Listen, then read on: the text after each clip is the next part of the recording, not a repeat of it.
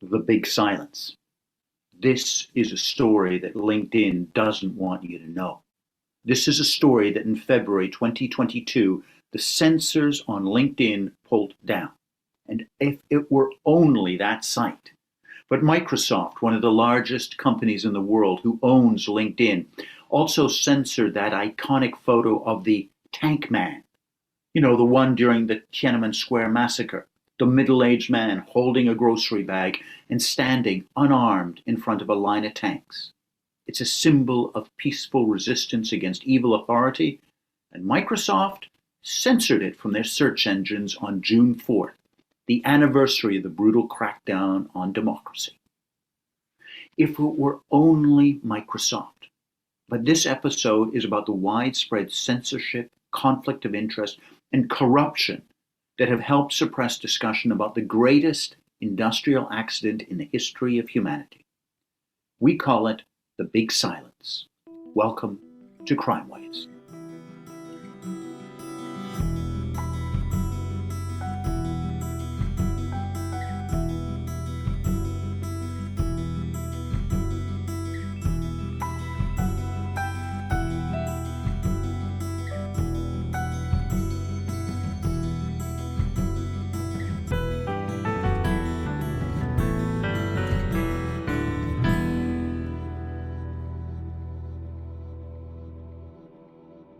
Good morning, good afternoon, and good evening, wherever you are in the world. Welcome to Crime Waves.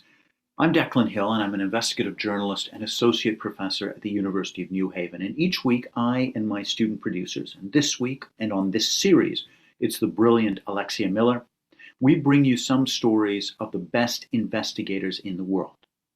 But in this series, we decided to switch it around and bring you the inside story of the most preventable human-made disaster in history, the COVID virus that has affected countries around the world and killed, according to the latest studies, somewhere between 18 and 24 million people. In our first episode, the Silent Chernobyl, we showed how laboratory leaks occur frequently across the world. But in China, the safety standards are so low that it's common practice for some technicians to sell lab animals to local butchers for meat. We examined the grotesque lack of professional standards in Chinese medical labs, researching against all common sense these dangerous viruses. In the second episode, The Big Lie, we showed the official Communist Chinese suppressing any investigation that may show the incompetence of their research infrastructure.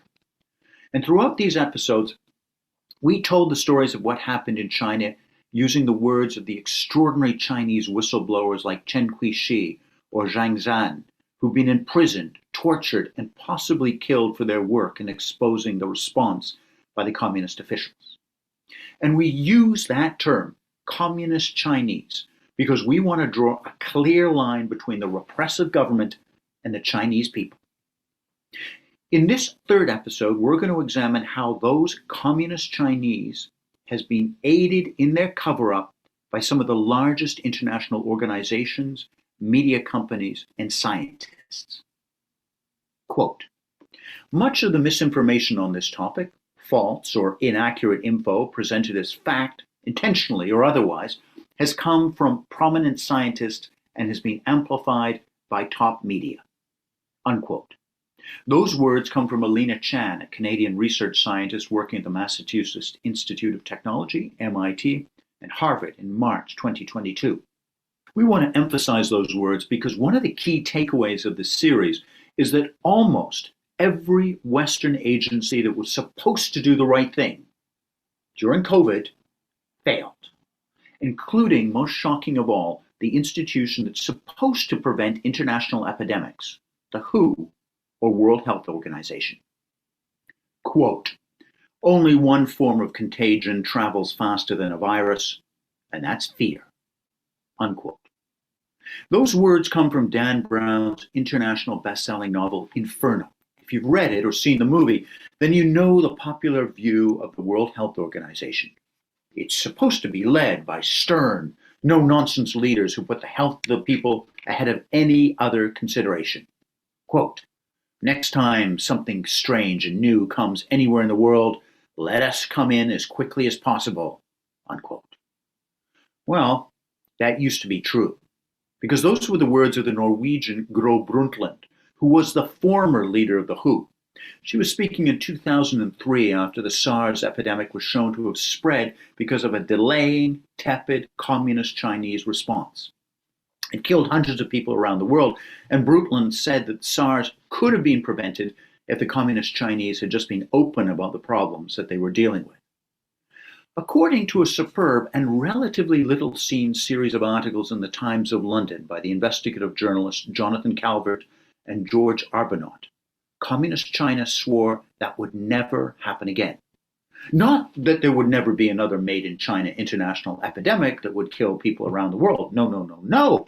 What Communist Chinese officials were concerned with was that they would never be embarrassed by the WHO again.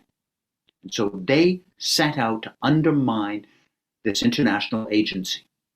Just as the United Nations Human Rights Council is presided over by serial abusers like Zimbabwe or Saudi Arabia, or the International Police Agency, Interpol, has been systemically undercut by the Russian government, so it now hunts for their political opponents overseas.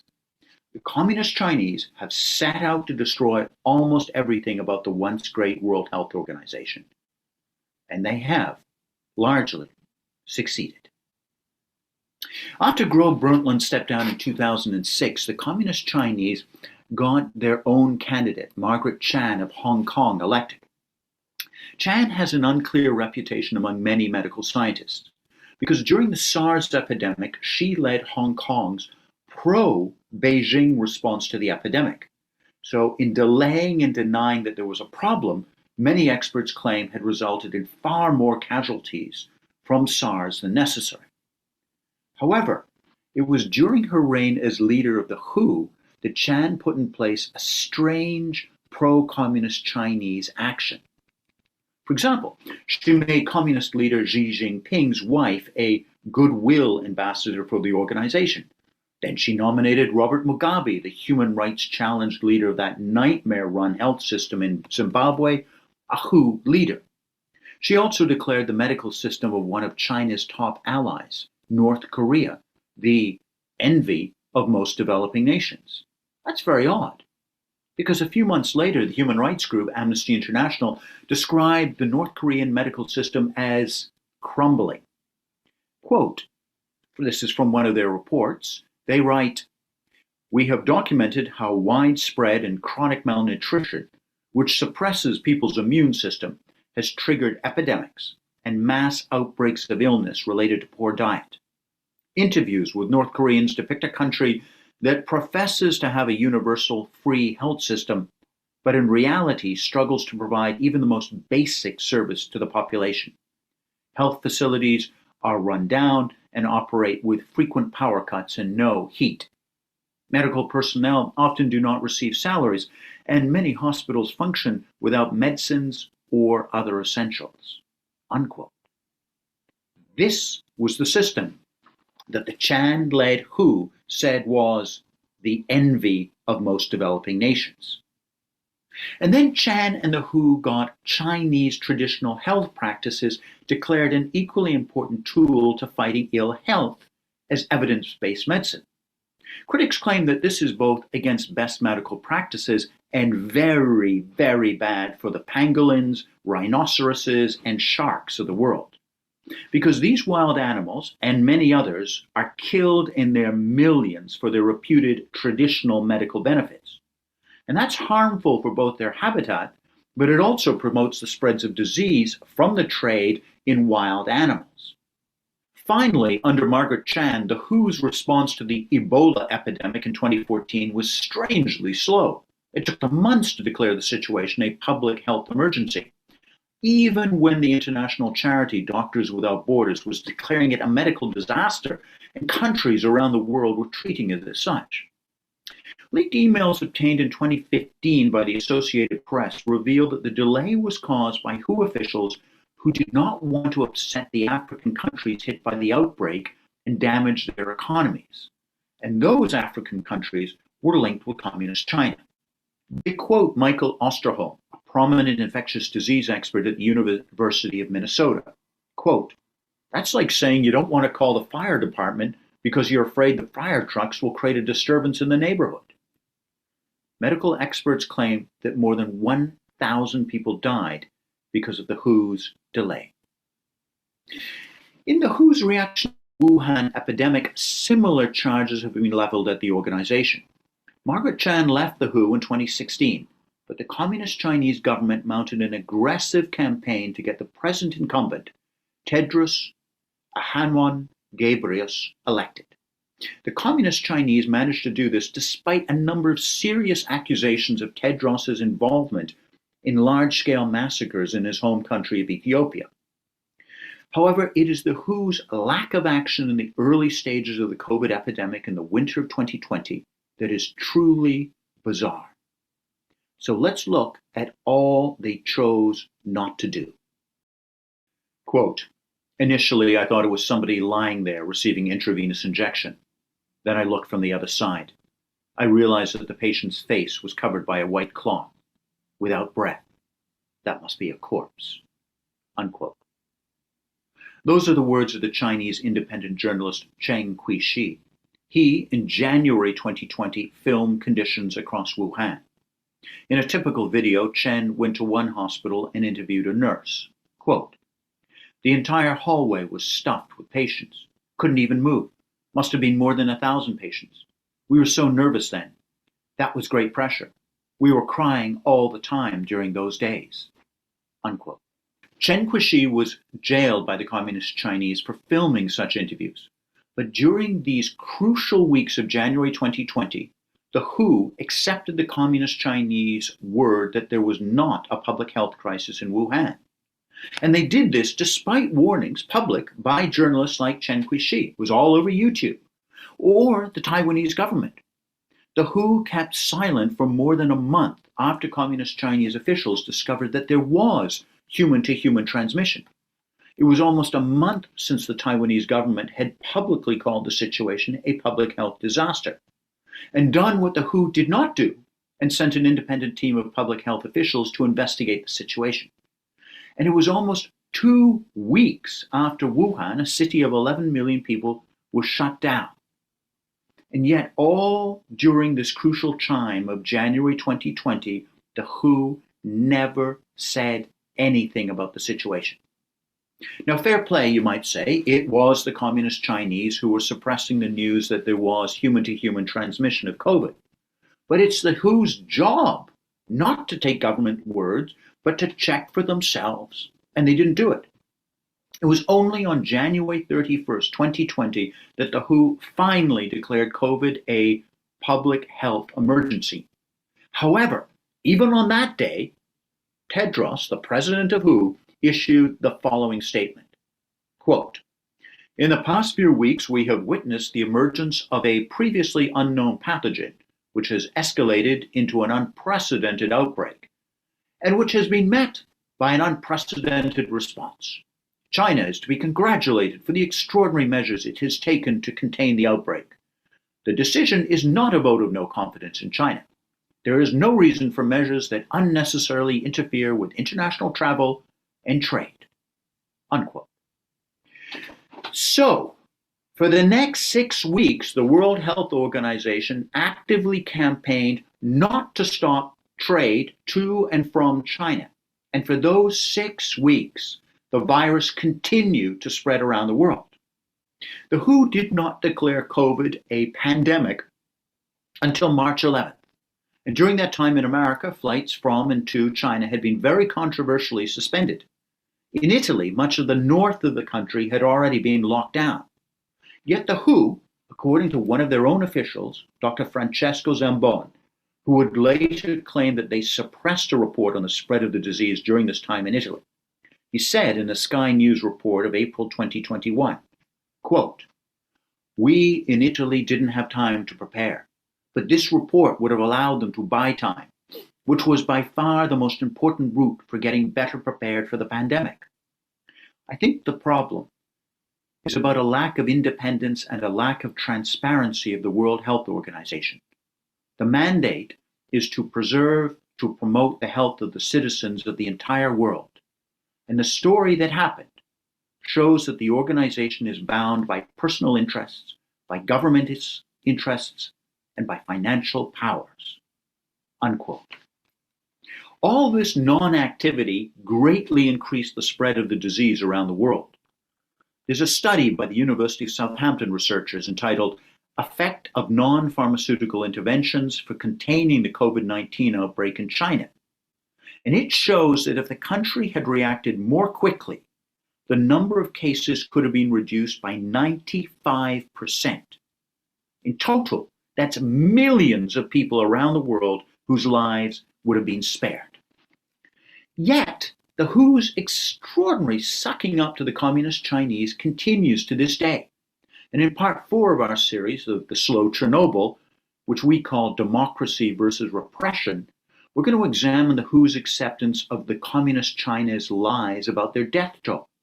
They officially claim that not a single person has died in China from COVID since February 2020. And the WHO has also approved the Communist Chinese made but non-functioning vaccines, whose very scientists say they only have an efficacy of 10%. So all this means that at exactly the moment when the people of the world needed the most, the WHO failed them.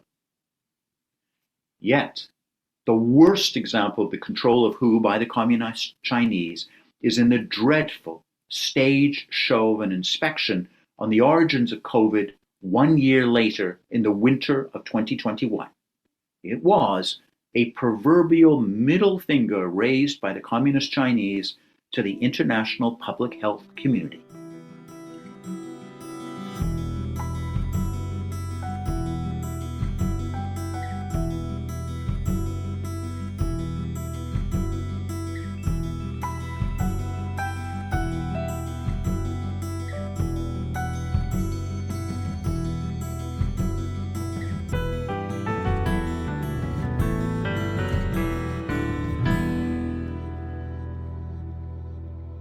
In 1787, Grigory Potomkin had a problem. He was a minister in the Russian government, and his empress, and sometimes lover, Catherine the Great, was going to visit the newly seized territory of Crimea. The whole place was a war-devastated wasteland, and Potomkin and his fellow government cronies had, rather like what's happening in the Ukraine now, told their boss that the region was prosperous and happy under Russian rule. So, he had a problem.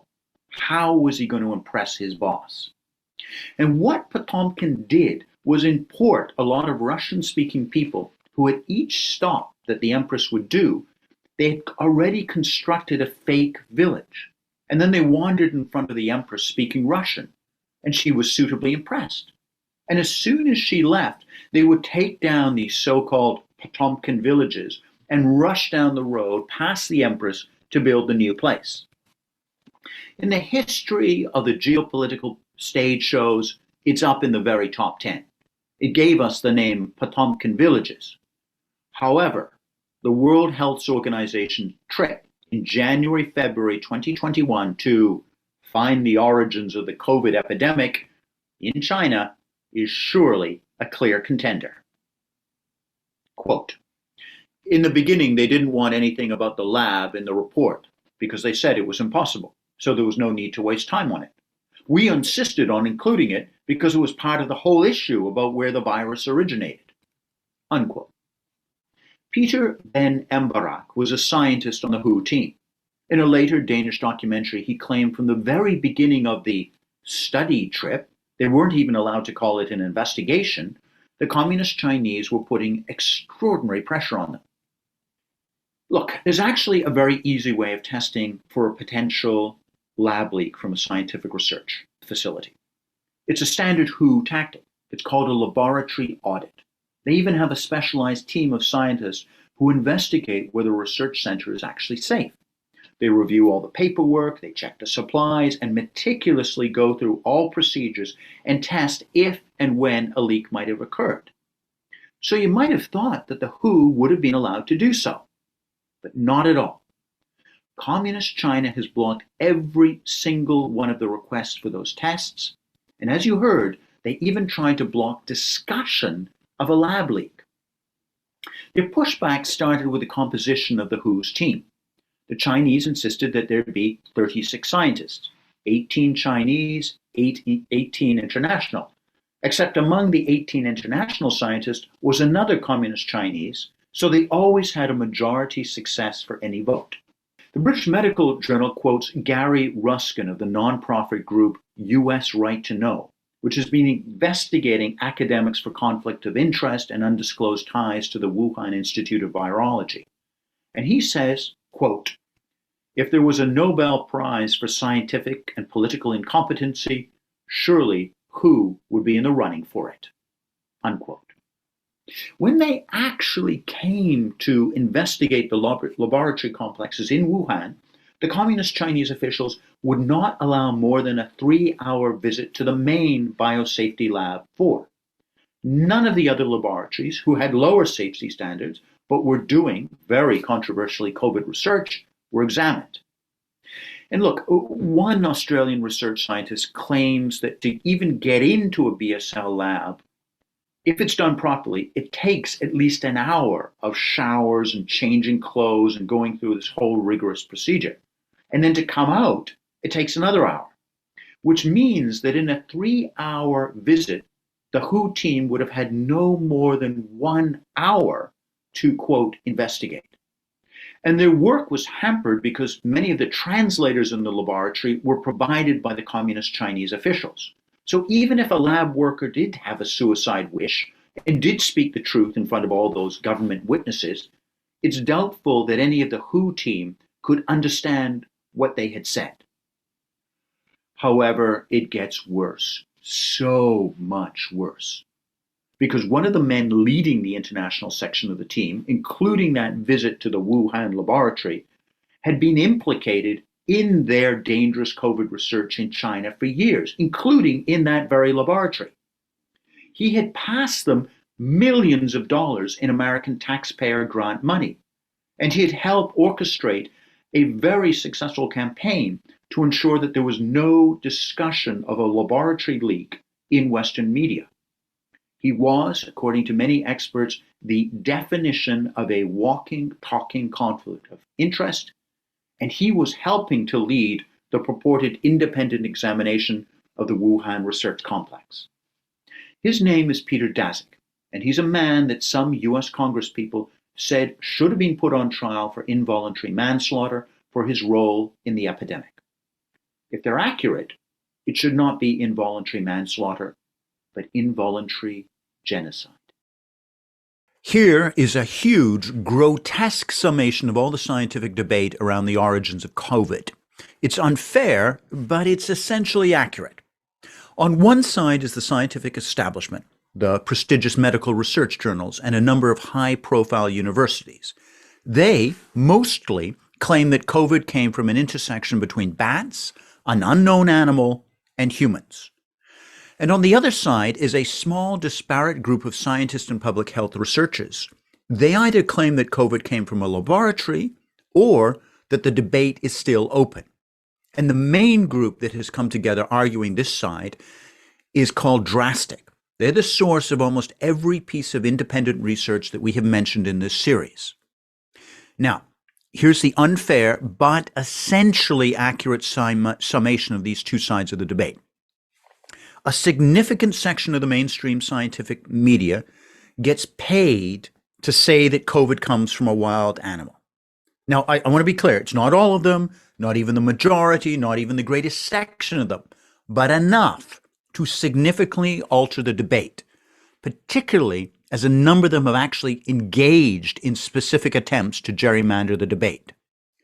And on the other side, Drastics and the other scientists claiming that the origins of COVID are either unknown or from a lab don't get paid. So I want to be very clear. This does not mean that every scientist who believes that COVID comes from the wild is corrupt or has another kind of agenda. It only means that within that community is a section of scientists who are deeply invested in doing gain-of-function research on COVID viruses, and they are driving much of the debate around the origins of the virus. Now let's take a quick step back. We'll get some review here, okay?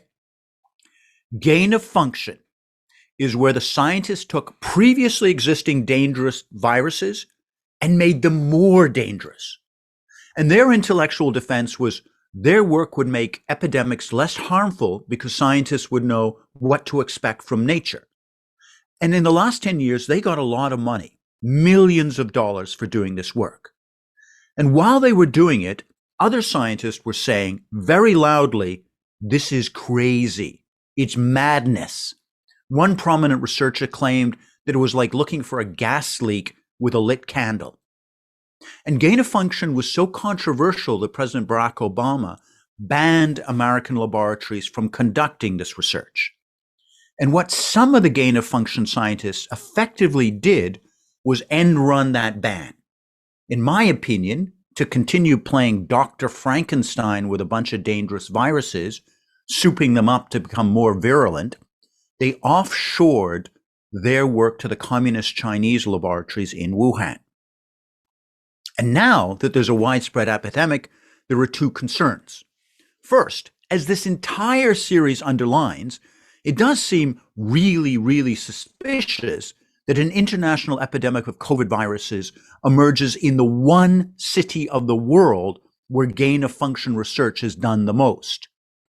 And two, if the whole point of gain of function research is to prevent future public health epidemics, it does seem rather like they failed. For example, in March 2022, Dr. Frank Sweeney, the anesthesiologist and podcaster of Straight Talk Doctor, wrote, quote, "This pandemic prevention business is getting stinkier and stinkier. It didn't prevent a pandemic. It didn't provide early warning a pandemic pathogen was spreading globally. It had no ability to respond to the pandemic, and they can't find the origins of SARS-2, unquote.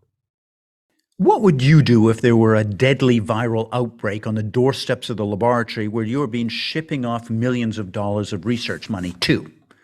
Well, you might do what Peter Daszak did in February 2020 and help orchestrate an open letter to a prominent medical journal denouncing any possible discussion of a laboratory leak. Quote, "To promote scientific evidence and unity over misinformation and conjecture, we stand together to strongly condemn conspiracy theories suggesting that COVID-19 does not have a natural origin," unquote. Thanks to the researchers at US Right to Know, we can now see the emails going back and forth between Daszak and some of the other scientists, discussing how to make this letter seem more independent and thus effective. It worked. For over 15 months during the world's largest pandemic in a century, the preeminent medical research journal, The Lancet, and many others refused to publish any papers advancing the idea that the virus came from a laboratory. Now, some of the researchers claiming that the scientific community should at least look carefully before deciding that the debate was over were the best in the world. Nobel Prize-winning scientists were metaphorically begging Lancet and similar journals to open up the debate. But their papers were largely rejected and their arguments sidelined. And to add salt to the wound, many editors of these scientific journals turned down the articles stating, in effect, that there was no debate because there were no other articles arguing for a possible lab leak. Well, that's a circular argument. There weren't any scientific papers because at the time, many of them had been suppressed. Now look, to be clear, part of the reason that there was a suppression of the debate around the origins of COVID was that the communist Chinese have a lot of influence in the scientific publishing industry. Like their control of Hollywood films that we looked at in episode 2, they've invested heavily in academic publishing houses and some universities, which makes many in the academic community reluctant to speak out. There was one publishing house that was shown to have started to censor references to Tibet and the Uyghurs after they were taken over by a Chinese company. However, some of the suppression of the debate was orchestrated. Peter Daszak helped steer millions of dollars of American taxpayer money to the laboratories in Wuhan to conduct gain-of-function research in the years before the outbreaks. When the outbreak occurred, he helped orchestrate the Lancet letter and that campaign to stop any discussion of a possible lab leak. Peter Daszak also helped the WHO's investigation into the origins of COVID in the winter of 2021. Now, to be clear, we're not saying that Daszak was paid bribes or was in any way corrupt. He clearly believes what he's saying is true. However, Daszak's campaign of influence didn't stop there. He was also a scientific advisor to arguably the world's most powerful corporation, Google, and the same company that owns the internet search engines and YouTube, the internet's effective visual archives. And as such, he was presumably able to help steer the non-discussion of lab leaks.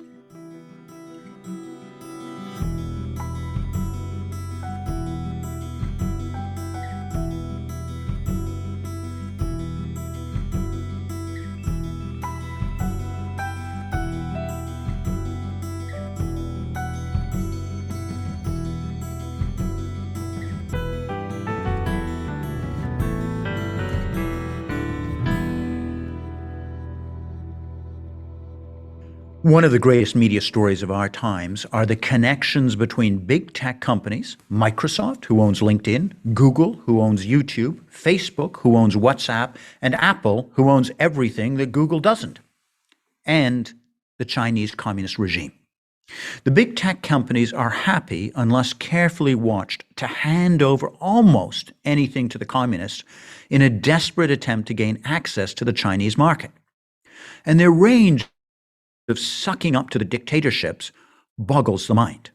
As we discussed at the top of the show, LinkedIn, which is owned by Microsoft, took down photos of the famous tank man, that unarmed protester who stood in front of tanks on their way to kill more unarmed pro-democracy protesters in Tiananmen Square.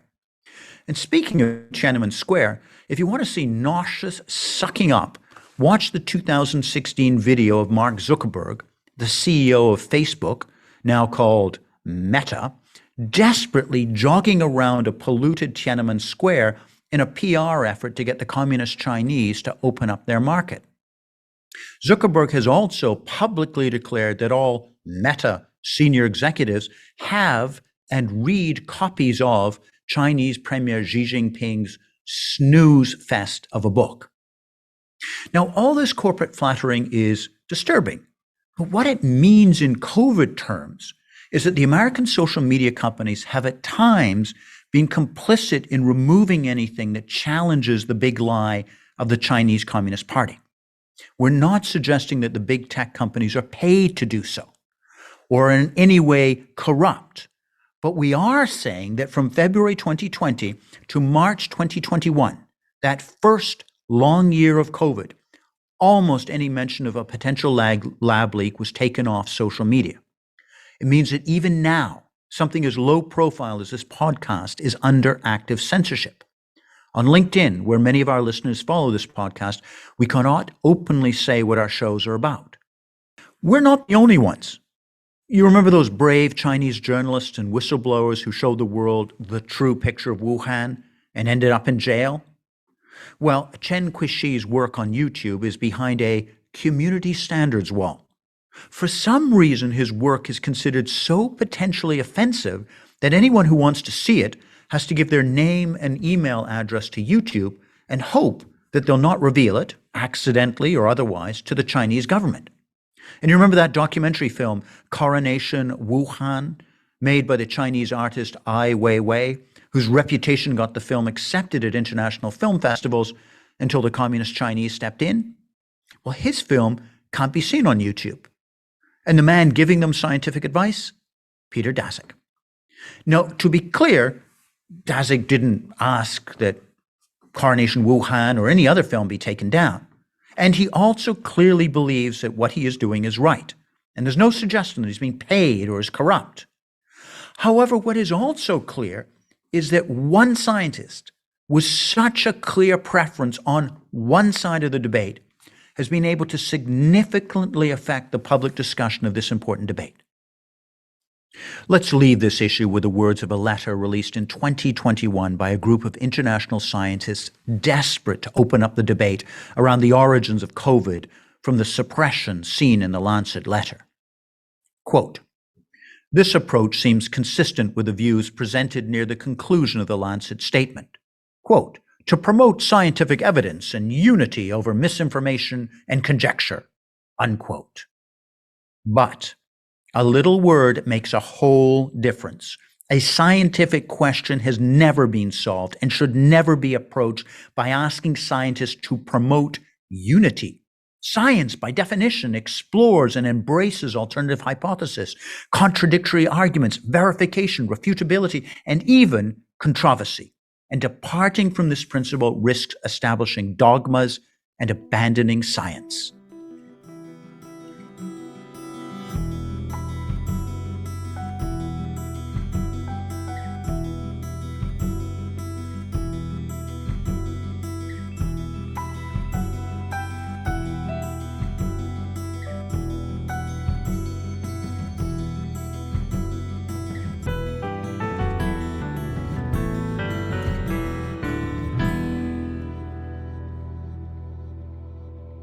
The nuclear accident at Chernobyl was the death knell for the Soviet system.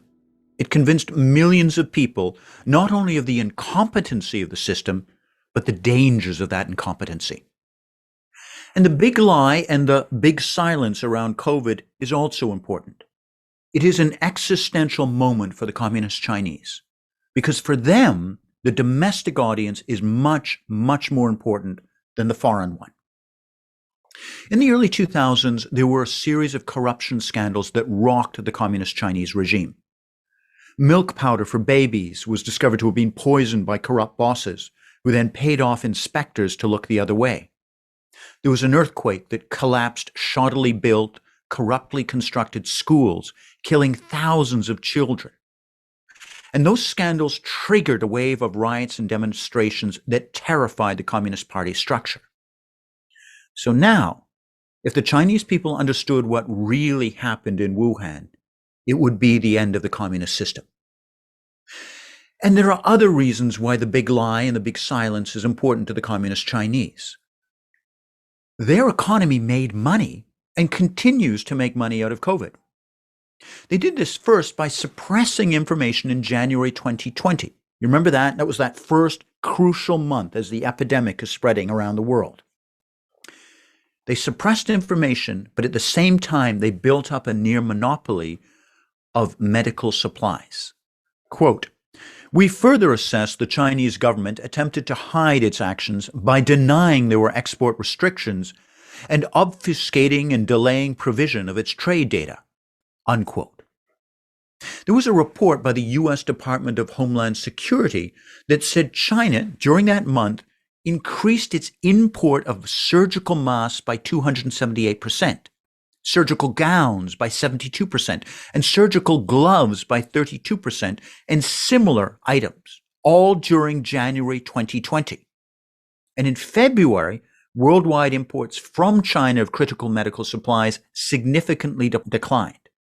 The report goes on to say, quote, based on a comparison of global trade data on 38 types of medical supplies from October 2019 to February 2020 of the previous 5 years, there's a 95% probability that the dramatic shift was not within the normal range, unquote. You get it? The Communist Chinese could see there was a major epidemic coming down the pipeline, even as they were denying it to their own people and to us around the world. And they were stocking up on surgical masks and all kinds of surgical supplies that they'd sell at great profit a couple of months later to the rest of the world. However, if that truth emerges that COVID came from a communist Chinese laboratory, the rest of the world could demand tens of trillions of dollars in reparation. In our next episode, we're going to examine the question of how the world was offered two public health options for dealing with COVID. The first came from a democratic government that was, for the most part, very effective. And the second came from an authoritarian, repressive regime that was largely a waste of time and human lives. And guess which one our politicians chose?